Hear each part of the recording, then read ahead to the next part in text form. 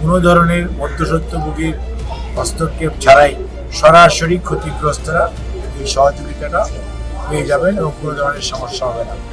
আর প্রকৌশলী মহোদয় বলেছেন আজকে থেকে ওনার কাজ শুরু হয়ে যাবে ইনশাআল্লাহ, এবং উনি আগামী 6 মাসের মধ্যে রাস্তাটিকে একটি মানে সত্যিকার পরিবর্তন যোগ্য বা পরিবর্তন হচ্ছে এরকম অবস্থায় আনবে।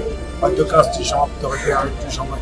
দীর্ঘদিনের হাকিমপুরের মানুষের একটা কষ্টের কারণ ছিল রাস্তাটি অসম্পূর্ণ থাকা।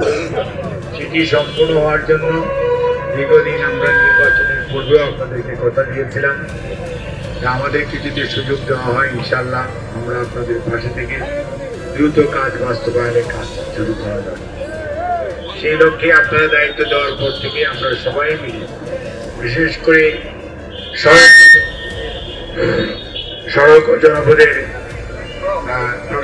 নির্বাহী প্রকৌশলী সহ প্রধান প্রকৌশলী এবং এই মন্ত্রণালয়ের সচিব এবং মন্ত্রী মহোদয়দের সহযোগিতায় এবং স্থানীয় প্রশাসনের সহযোগিতায় আমরা এই কার্যক্রম অনেক দূরে নিয়ে যাই এবং জেলা প্রশাসক সাহেব সার্বক্ষণিকভাবে আমাদেরকে সহযোগিতা করে এবং তারই পরিপ্রেক্ষিতে আমরা আমাদের এই কাজটা শেষ পর্যায়ে আজকে ঠিক উদ্বোধন হচ্ছে ঘটনাটা তা না, সেটা হচ্ছে যে এখানকার রাস্তা কিছুটা কাজ অসমাপ্ত আছে। এই অসমাপ্ত কাজটা শুরু হতে যাচ্ছে এবং এখানে বেশ কিছু মানুষের বিভিন্ন পাওনা আছে যেটি আমাদের ডিসি সাহেব বলেছেন হক, অর্থাৎ জনগণের যে পাওনা রয়েছে সংশ্লিষ্ট কর্তৃপক্ষের কাছে। আলহামদুলিল্লাহ আমি কয়েকদিন আগে এসে বলেছিলাম যত দ্রুত ইনশাআল্লাহ জেলা প্রশাসক মহোদয় আপনাদেরকে এগুলো সব বুঝিয়ে দেবেন। তারই ধারাবাহিকতায় আমরা আজকে এসেছি এবং ইনশাআল্লাহ আমাদের জেলা প্রশাসক কথা বলেছেন, নির্বাহী আমাদের যে প্রকৌশলী উনিও বলেছেন যে কাজ শুরু হয়ে যাবে ইনশাআল্লাহ আগামী 6 থেকে 7 দিনের মধ্যেই, এবং সমস্ত পাওনা বোঝানোর পরেও 6 মাসের মধ্যে ইনশাআল্লাহ কাজও তার সমাপ্তির দিকে এগিয়ে যাবে যদি না কোনো দৈব দুর্বিপাক ঘটে। আজকে আমরা আপনাদের সবার সহযোগিতা চাই। সর্বোপরি এই এলাকার বিশেষ করে এই শহরের মানুষ তাদের ত্যাগের বিনিময়ে কিন্তু এই রাস্তাটা হচ্ছে। আপনারা যদি সবাই সহযোগিতা না করতেন তাহলে কিন্তু রাস্তা করা যেত। আপনারা যে আমাদের কথায় আশ্বস্ত থেকেছেন এবং আজকে সহযোগিতার হাত বাড়িয়ে দিয়েছেন এবং এই রাস্তাটি হলে এই হাকিমপুর অর্থাৎ হিলি বন্দরে কার্যক্রম আরো ব্যাপক প্রসার লাভ করবে। আপনারা ইতিমধ্যেই দেখছেন যে আমদানি রপ্তানির পরিমাণ আগের চেয়ে বেড়েছে। এই রাস্তাটি হওয়ার পরবর্তীতে দেখা যাবে আপনাদের এই হিলি বন্দরের কার্যক্রম আরো বেড়ে যাবে। এটা অর্থনৈতিক কার্যক্রম যখন বাড়বে ব্যবসা বাণিজ্য ভালো হবে, এই এলাকার মানুষের কর্মসংস্থানের সুযোগ হবে।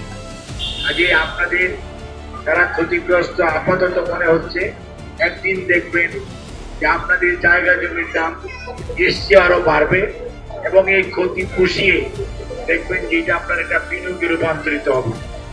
আজকে আমি আপনাদের যারা আজকে এই ভূমি তাদের অধিগ্রহণ করার মাধ্যমে সরকারকে তথা দেশকে সাহায্য করেছেন, আমরা আপনাদেরকে বলতে চাই যে আপনাদের এই সহযোগিতার কথা আমরাও মনে রাখবো এবং আপনারা আপনাদের নিজ নিজ বাড়িতে এবং ব্যবসা কেন্দ্র থেকে নির্বিঘ্নে নিশ্চিন্তে আপনারা আপনাদের ব্যবসা পরিচালনা করবেন এবং সরকার সর্বতোভাবে আপনাদেরকে সহযোগিতা করবে।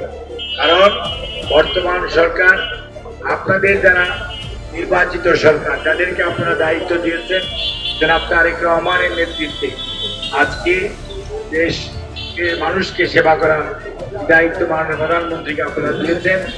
এই প্রধানমন্ত্রী অত্যন্ত মানবিক, কোন অবস্থাতে কোন ধরনের জোর জুলুম নির্যাতন দখলবাজি দুর্নীতির কোন প্রশ্রয় বর্তমান সরকারের কারো কাছে নেই, আমাদের কাছে নেই।